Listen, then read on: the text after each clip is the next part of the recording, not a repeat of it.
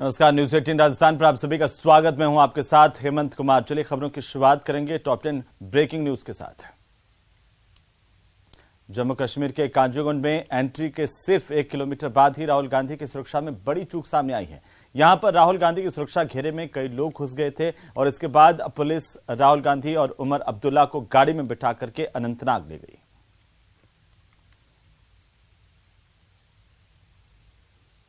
तो राहुल गांधी की यात्रा आज कुछ समय के लिए यहां पर रोकी भी गई और इसके बाद सुचारू की गई। तो चलिए आगे बढ़ेंगे। राजधानी जयपुर में सांसद डॉक्टर किरोड़ीलाल मीणा का धरना लगातार जारी है। चौथे दिन भी किरोड़ीलाल मीणा धरने पर हैं अपनी मांगों को लेकर के और सरकार के सामने लगातार मोर्चा खोले हुए हैं।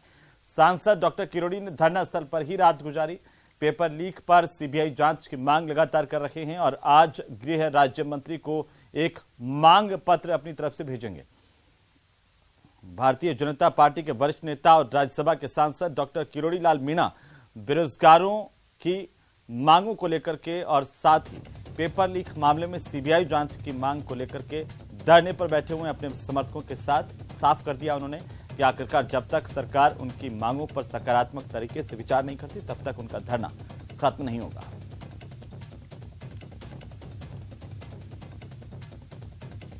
तो आज गृह मंत्री को एक मांग पत्र भेजेंगे।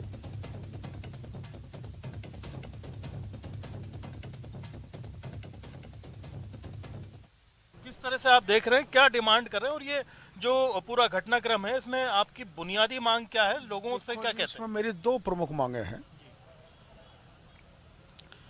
एक तो जितने भी पेपर लीक हुए हैं जिनके प्रमाण मैंने मीडिया के सामने सार्वजनिक किए हैं और एसओजी पुलिस को दिए हैं, जिनको आरोपित किया है उनमें से 80% को अब तक पूछा ही नहीं, जांच ही नहीं की, इंट्रोगेशन ही नहीं किया। फिर ऐसे में मुख्यमंत्री जी बयान दे देते हैं कि मेरा कोई अधिकारी नेता शामिल नहीं है।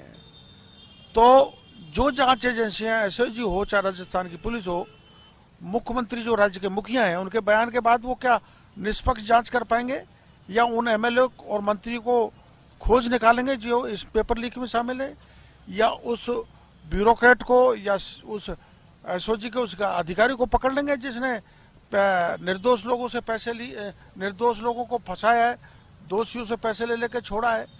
मैंने आरपीएससी के लोगों के नाम लिए, मैंने माध्यमिक शिक्षा बोर्ड के नाम लिए हैं।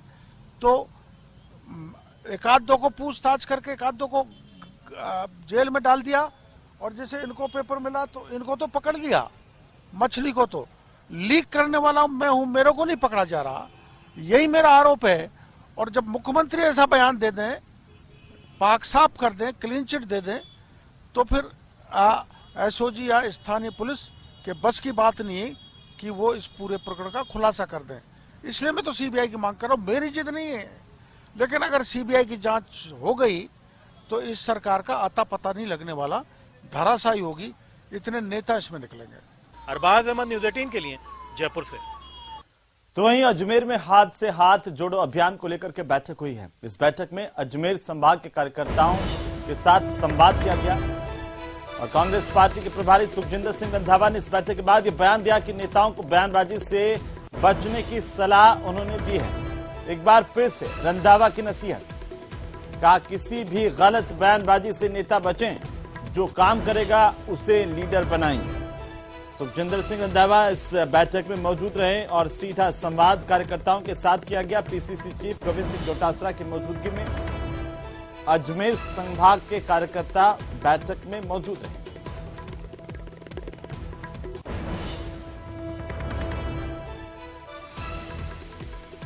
चलिए आगे बढ़ेंगे। प्रधानमंत्री नरेंद्र मोदी के 28 जनवरी को भीलवाड़ा के मालासेरी डोंगरी दौरे को लेकर के तैयारियां मुकम्मल कर ली गई हैं और इस दौरे को लेकर केंद्रीय मंत्री अर्जुन राम मेघवाल ने कहा कि यह दौरा पूरी तरह से धार्मिक है, इसे सियासी चश्मे से नहीं देखा जाना चाहिए। अर्जुन मेघवाल ने मुख्यमंत्री अशोक गहलोत के 156 के मिशन को लेकर के भी कांग्रेस पार्टी पर निशाना साधा। वहीं कांग्रेस नेता दिग्विजय सिंह की ओर से सेना पर दिए गए बयान को लेकर के अर्जुन मेघवाल ने कड़ा प्रहार किया है। केंद्रीय मंत्री अर्जुन राम मेघवाल आज भीलवाड़ा पहुंच चुके हैं। आइए इनसे बात करते हैं किस प्रकार से कल कार्यक्रम रहेगा। सर, कल क्या क्या कार्यक्रम रहेंगे? पीएम मोदी खुद कल पहुंच रहे हैं। तो देखिए, 28 जनवरी 2023 को प्रधानमंत्री नरेंद्र मोदी जी जहां भगवान देव नारायण जी का अवतरण हुआ था, मालासिरी डूंगरी, उस स्थान को नमन करने, भगवान के दर्शन करने और जनसभा को संबोधित करने आ रहे हैं। और सामाजिक समरसता का एक अनुकरणीय उदाहरण पेश किया भगवान देव नारायण जी ने। ये सब इन चीजों को नई पीढ़ी को भी तो जानना चाहिए ना। तो ये पर्पस है प्रधानमंत्री जी का आने का। इस प्रधानमंत्री जी के दौरे को राजनीति के चश्मे से नहीं देखना चाहिए। प्रधानमंत्री जी आज परीक्षा पे चर्चा कर रहे थे, तो कांग्रेस वाले इसको भी राजनीति के चश्मे से देख रहे हैं। मन की बात इतना अच्छा नवाचार है, उसको भी राजनीति के चश्मे से देखती है। जो प्रधानमंत्री होता है जनमानस के हर पहलू को ध्यान रखे, वो ही श्रेष्ठ प्रधानमंत्री कहलाता है। ये थे हमारे साथ केंद्रीय मंत्री अर्जुना मेघवाल, जिन्होंने मोदी के दौरे को लेकर कहा कि राजनीतिक दौरा जो कांग्रेस बता रही है बिल्कुल गलत है, कि धार्मिक दौरा है। और वहीं जो पीएम मोदी है कहीं ना कहीं नवाचार करते रहते हैं, जैसे मन की बात हो और आज जो परीक्षा पर चर्चा की गई उस तरह के नवाचार पीएम मोदी लगातार करते हुए आए हैं। वीडियो जर्नलिस्ट अंकुश सनाटी के साथ राहुल कौशिक, न्यूज 18 भिलवाड़ा। वहीं झुंझुनू के उदयपुरवाटी थाना इलाके के टांग चिलरी गांव के बुजुर्ग बोधूराम के लापता होने के बाद अब तक उनकी कोई जानकारी नहीं मिल पाई। कार्रवाई नहीं होने से नाराज सैनी समाज के लोगों ने आक्रोशित होकर राष्ट्रीय फूले ब्रिगेड के आह्वान पर उदयपुरवाटी थाने का घेराव किया। बड़ी संख्या में सैनी समाज के लोग उदयपुरवाटी थाने पहुंचे और पुलिस से इस मामले में उचित कार्रवाई की मांग की है। साथ ही स्टेट हाईवे पर जाम लगा करके प्रदर्शन किया। जाम लगने से दोनों तरफ वाहनों की लंबी कतारें लग गई। वहीं नवलगढ़ के डिप्टी सतपाल सिंह ने समझाइश की कोशिश की, लेकिन सैनी समाज के लोग अपनी मांगों को लेकर के अड़े हुए हैं। भाजपा के जिलाध्यक्ष पवन मावंडिया ने कहा कि जब तक एसपी या फिर एएसपी वार्ता के लिए नहीं आएंगे तब तक उनका प्रदर्शन जारी रहेगा। काफी तादाद में आज सैनी समाज के लोग यहां पर इकट्ठा हुए, सड़क पर जाम लगा करके प्रदर्शन किया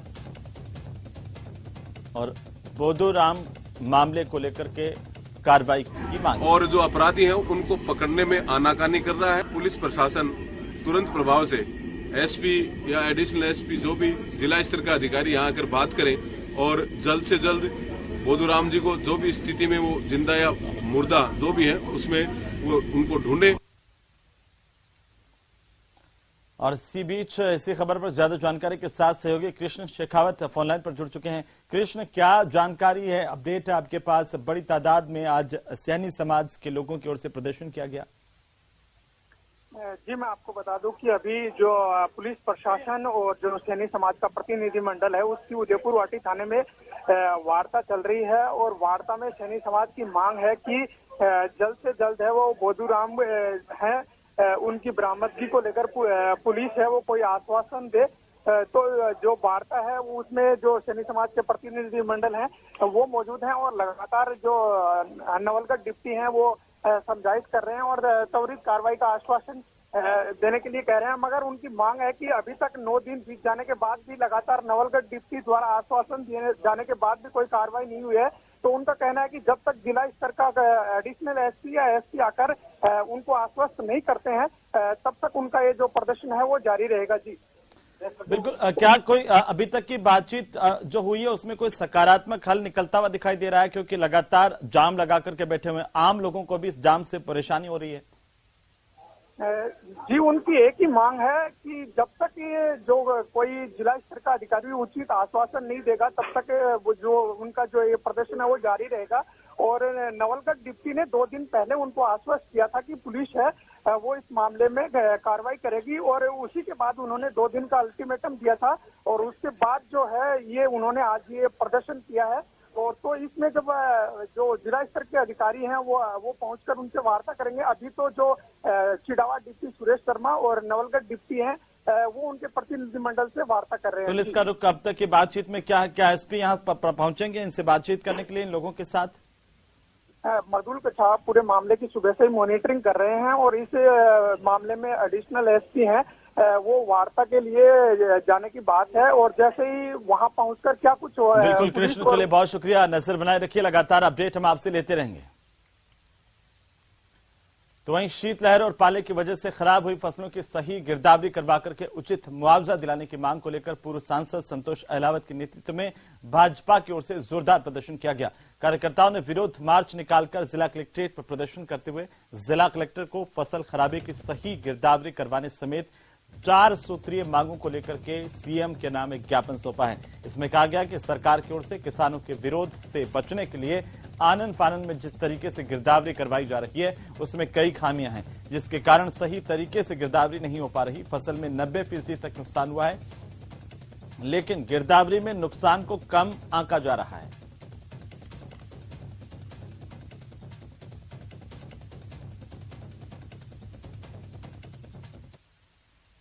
मौसम की मार के कारण जो किसान की फसलों में खराबा हुआ है, उसके लिए हमने बुहाना एसडीएम और सूरजगढ़ एसडीएम को बहुत बड़ी संख्या में किसानों के साथ ज्ञापन दिया था और कलेक्टर साहब से आज हम ये बात करने के लिए आए हैं कि आपके पटवारी किसान के व्यक्तिगत खेत पर जाकर उसके सामने उसकी उपस्थिति में खराबा की परसेंटेज लिखें, किसान के हस्ताक्षर कराएं, फिर आपको भेजें। तो कलेक्टर साहब ने सकारात्मक बात हमारी हुई है, उन्होंने हमको सारी बातों पर कहा है कि वाकई खराबा हुआ है। और अब बात करेंगे झुंझुनू की, जहां पर गुढ़ा की अकाली पहाड़ी में हो रहे अवैध खनन को लेकर गांव वालों ने विरोध प्रदर्शन शुरू कर दिया है। ग्रामीणों का यह आरोप है कि इस पहाड़ी में अवैध तरीके से ब्लास्टिंग कर खनन किया जा रहा है। अवैध ब्लास्टिंग से पहाड़ी के पास के मकानों की दीवारों में दरार आ गई है। इसे लेकर स्थानीय प्रशासन को अवगत भी करवाया गया, मगर कोई कार्रवाई नहीं की गई। गांव वालों ने इस बात को लेकर चेताया कि अगर जल्दी प्रशासन इस समस्या की ओर कोई ध्यान नहीं देता है तो फिर बड़ा प्रदर्शन किया जाएगा।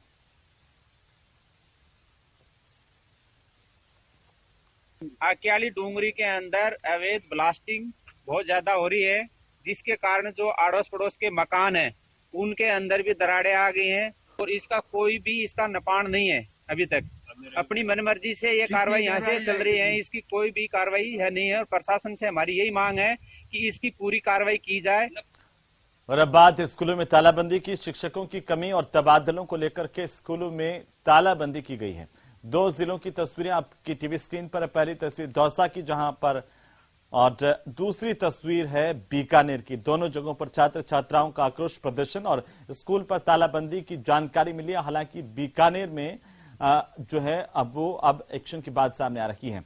शिक्षकों की कमी को लेकर के ये रोष यहां पर देखा जा रहा है। स्कूलों में ग्रामीणों और छात्र छात्राओं की ओर से ताला लगा करके प्रदर्शन किया जा रहा है। दौसा और बीकानेर दोनों जगह की तस्वीरें आपकी टीवी स्क्रीन पर। बीकानेर में न्यूज 18 राजस्थान की खबर का बड़ा असर हुआ है। शेरपुरा में शिक्षक का तबादला निरस्त कर दिया गया है। लगातार बच्चे अभिभावकों के साथ स्कूल पर ताला लगा करके प्रदर्शन कर रहे थे और अब उनकी मांग मान ली गई है। न्यूज 18 राजस्थान ने अपने सामाजिक सरोकारों को निभाते हुए प्रमुखता से इस खबर को दिखाया था और इसके बाद अब एक्शन हुआ है। मुख्य ब्लॉक शिक्षा अधिकारी सतर्क हुए। छात्रों ने तबादले का विरोध किया था और तबादले के विरोध में स्कूल पर तालाबंदी की थी। न्यूज 18 की खबर दिखाए जाने के बाद अब तबादला निरस्त कर दिया गया है। तो वहीं दौसा के राजकीय उच्च माध्यमिक विद्यालय में और इस शिक्षकों की कमी को लेकर के लोगों ने स्कूल के गेट पर ताला लगा दिया। छात्र छात्राओं ने जमकर प्रदर्शन किया, नारेबाजी की है। परीक्षाएं नजदीक आ रही है। छात्र छात्राओं का कहना है, उनका कहना है कि शिक्षकों की कमी की वजह से उनका कोर्स पूरा नहीं हो पाया और इसे लेकर के छात्र छात्राओं और ग्रामीणों ने जमकर प्रदर्शन किया है। तस्वीरें आपकी टीवी स्क्रीन पर दौसा की। और इसी बीच उदयपुर से बड़ी खबर मिल रही है, जहां पर एक सूने मकान में दिन दहाड़े चोरी की वारदात हुई है। सूने पड़े मकान में चोरों ने लाखों की चोरी की वारदात को अंजाम दिया, जिसमें ज्वेलरी समेत करीब 2 लाख रुपयों की चोरी हुई है। ये वारदात सीसीटीवी में कैद हुई है। 2 चोर सीसीटीवी में कैद हुए हैं, जो आपकी टीवी स्क्रीन पर है। किस तरीके से इस चोरी की वारदात को अंजाम दिया गया। घर के भीतर चोरों ने पूरा सामान तहस नहस कर दिया है। ज्वेलरी समेत करीब 2 लाख रुपए नकदी भी चोर लेकर फरार हो गए।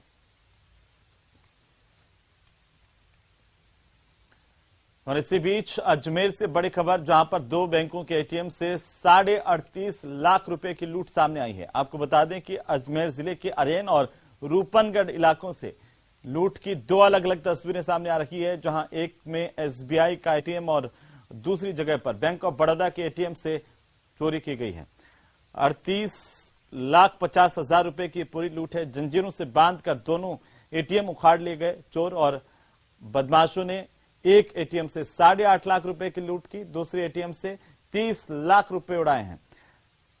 दोनों की तस्वीरें आपकी टीवी स्क्रीन पर। अरेन की पहली तस्वीर, इसके बाद रूपनगढ़ में किस तरीके से एटीएम को उखाड़ करके ले गए हैं उसकी बानगी भी सामने आ रही है। थाना क्षेत्र में 2 जगह एटीएम लूट की वारदात हुई है। दोनों का तरीका ये वारदात सेम है और ये लोग एक पिकअप नुमा गाड़ी को चैन से बांध के चैन पुल करके उसको एटीएम को तोड़ के ये वारदातें की हैं। तो हम सभी दिशाओं में काम कर रहे हैं, अभी अनुसंधान जारी है। टेक्निकल एविडेंस जितनी भी हैं उनके आधार पे हमने जो टीम गठित की है वो उसी को बेस बनाते हुए अपना अग्रिम अनुसंधान कर रहे हैं। अमाउंट लगभग दोनों एटीएम से कितना लगभग निकला? एक में 8 साढ़े 8 लाख है और एक में 30 लाख के ऊपर राशि बताई जा रही है।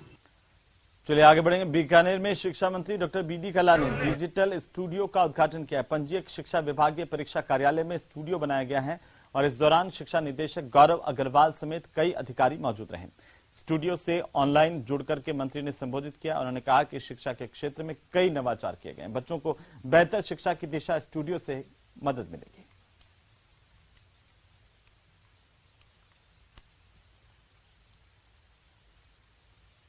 स्टूडियो के शुभारंभ के अवसर पर मैं तमाम शिक्षकों को और विद्यार्थियों को और निदेशालय की पूरी टीम को हार्दिक बधाई देता हूं। मैं स्वयं इस स्टूडियो के माध्यम से आपके सामने मुखातिब हो रहा हूं।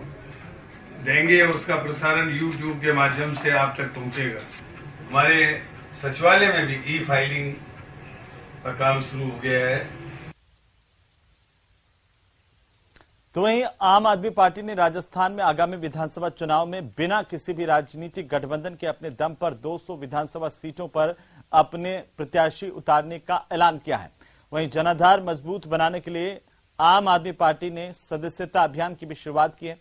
राज्यसभा सांसद संदीप पाठक और प्रदेश के प्रभारी विनय मिश्रा ने सदस्यता अभियान के लिए पार्टी कार्यालय से टोल फ्री नंबर जारी कर चुनावी प्रक्रिया का आगाज कर दिया है। सांसद संदीप पाठक ने कहा कि राजस्थान में इस बार आम आदमी पार्टी का चुनाव उम्मीद से काफी अलग होगा।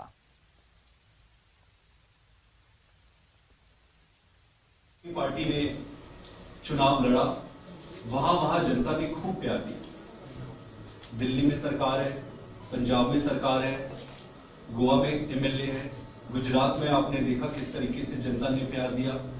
तो जनता तैयार है। राजस्थान के हर गांव से, हर ठाणे से एक ही आवाज आ रही थी कि हमें भी आम आदमी पार्टी का मेंबर बनना है, हमें भी इस पार्टी से जुड़ना है। उस रिस्पांस को देखते हुए जब हमारी व्यापक चर्चा हुई दिल्ली में और कैसे चुनाव का संकनाद किया जाए, उसको देखते हुए व्यापक चर्चा के बाद पार्टी ने निर्णय लिया है कि सबसे पहले राजस्थान में मेंबरशिप ड्राइव शुरू की जाए। तो आज उसका विधिवत हम लोग शुरुआत कर लें। तो वहीं राजधानी जयपुर में राजस्थान आयुष चिकित्सक महासंघ की ओर से विभिन्न मांगों को लेकर 31 जनवरी को विधानसभा पर प्रदर्शन किया जाएगा। आयुर्वेद, यूनानी और होम्योपैथी चिकित्सा अधिकारियों को 7वें वेतन आयोग में केंद्र के समान वेतनमान और भत्ते दिलवाकर वेतन विसंगति को दूर करने की मांग को लेकर प्रदेश भर के आयुष चिकित्सक जयपुर में जुटेंगे। प्रारंभिक नियुक्ति के समय आयुष और एलोपैथी चिकित्सकों का वेतनमान भी समान है, लेकिन पहली, दूसरी और तीसरे प्रमोशन में काफी विसंगति हो गई है। उन्होंने कहा कि मांगे पूरी नहीं होने पर 31 जनवरी को बड़ा प्रदर्शन किया जाएगा।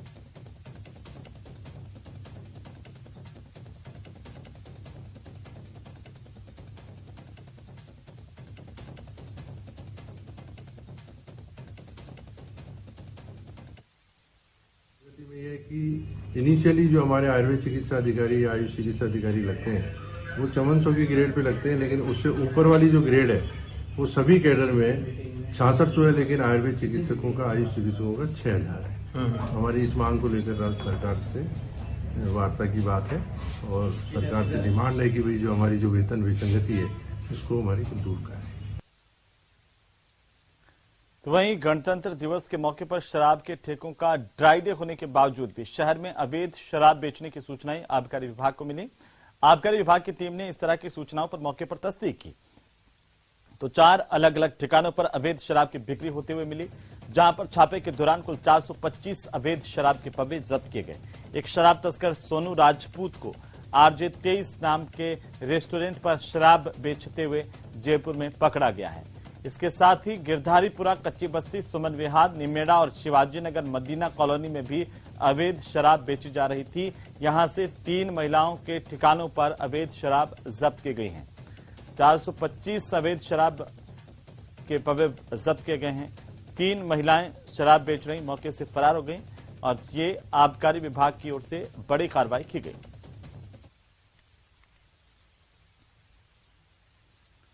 तो वहीं 4 साल के लंबे इंतजार के बाद आखिरकार प्रदेश को मदरसा बोर्ड को नया चेयरमैन मिल गया है। राज्य सरकार ने MP चोपदार को मदरसा बोर्ड का चेयरमैन नियुक्त किया है। वहीं आज MP चोपदार ने मदरसा बोर्ड चेयरमैन का पदभार संभाल लिया। उन्होंने कहा कि मुख्यमंत्री अशोक गहलोत ने उन्हें बहुत ही अहम जिम्मेदारी सौंपी है और उनका लक्ष्य होगा प्रदेश के मदरसों को बेहतर तरीके से मैनेज किया जाए। मदरसा बोर्ड के नए चेयरमैन से बात की हमारे संवाददाता अरबाज अहमद ने। राजस्थान के नए मदरसा बोर्ड चेयरमैन ने आज अपनी जिम्मेदारी संभाल ली है। हालांकि सरकार आने के 4 साल बाद ये महत्वपूर्ण पद अब किसी आदमी को दिया गया है। MD चोपदार राजस्थान में मदरसा बोर्ड की कमान संभालेंगे। आज पदभार ग्रहण कर रहे हैं। सर, स्वागत है आपका। बड़ी महत्वपूर्ण जिम्मेदारी, लेकिन बहुत देर से दी, लेकिन देर आए दुरुस्त आए। सरकार में 2 साल कोविड का टाइम रहा और सब कंडीशन स्थिति आप समझते हैं और कोशिश करूंगा कि जो जितना समय बचा है वो मदरसा पैरा टीचर्स के लिए हो या मदरसा बोर्ड के लिए हो, अच्छा करेंगे। मदरसा बोर्ड और मदरसा पैरा टीचर्स की बीच कहीं ना कहीं जो मदरसा के छात्र हैं उनकी जो जरूरतें हैं वो काफी पीछे छूट जाती हैं। पिछले कुछ 4 साल में देखने को मिला, किताबें नहीं पहुंची, बहुत सी चीजें हुई। अब जाकर के बोर्ड पिछले कुछ टाइम से थोड़ा एक्टिव हुआ है और अच्छा काम करने लगा है। कोशिश ये है कि सरकार की तरफ से भी कि भाई एक मैसेज दिया जाए माइनॉरिटी को। आपकी प्राथमिकताएं क्या रही? चेयरमैनशिप का पद आज दिया, राजग्रहण किया है और मैं कोशिश ये करूंगा कि सरकार के बीच में और पैरा टीचर्स के बीच में पुल का काम करूंगा, तो अच्छा करेंगे। मदरसों को लेकर कुछ प्लान है आपका? किस तरह की स्थिति है, क्या सुधार करेंगे? अभी जो नई भर्तियों की जो बात चल रही है वो कोशिश करेंगे कि नई भर्तियां चालू हो और जो मदरसे जो पंजीकृत नहीं है उनको पंजीकृत करने का काम करेंगे और पैरा टीचर्स की जो मांग है वो पूरी करेंगे। 1 साल में 5 साल की जिम्मेदारियां इनको पूरी करनी है। बहुत सारी चुनौतियां हैं। देखना ये होगा कि कितने कामयाब ये अपने इन तमाम तरह के लक्ष्यों को पूरा करने में होते हैं। अरबाज अहमद, न्यूज़ 18 के लिए जयपुर से। तो वहीं शहरी सरकार का बजट सदन में पारित करवाने के बाद अब 15 फरवरी तक राज्य सरकार के पास भिजवाना होता है, लेकिन विधानसभा बजट सत्र होने के चलते बैठक बुलाने को लेकर संकट के बादल मंडरा रहे हैं। तो स्वायत्त शासन विभाग ने प्रदेश की सभी नगर पालिकाओं, नगर परिषदों और नगर निगमों को आदेश जारी किए गए हैं, जिसमें सभी निकायों को अपना अपना बजट पास करके सरकार को 15 फरवरी तक भिजवाने के लिए कहा गया है। जयपुर नगर निगम, ग्रेटर और हेरिटेज ने पिछले साल भी अपना बजट साधारण सभा में न रखकर सीधे सरकार को भिजवाया था। पिछली बार नगर निगम ग्रेटर से सरकार को सीधे 889 करोड़ के बजट को वित्त समिति चेयरमैन और मेयर की मंजूरी के बाद भिजवाया गया था। इधर जयपुर नगर निगम ने महापौर डॉक्टर सौम्या गुर्जर ने इसके लिए विधायकों को पत्र लिखकर बोर्ड बैठक बुलाने की अनुमति मांगने की कवायद की है। वहीं पार्षदों की माने तो बजट प्रस्ताव को लेकर सभी पार्षदों की राय लेकर ही निगम को यह बजट राज्य सरकार को भिजवाना चाहिए। इसी के साथ इस बुलेटिन फिलहाल नहीं।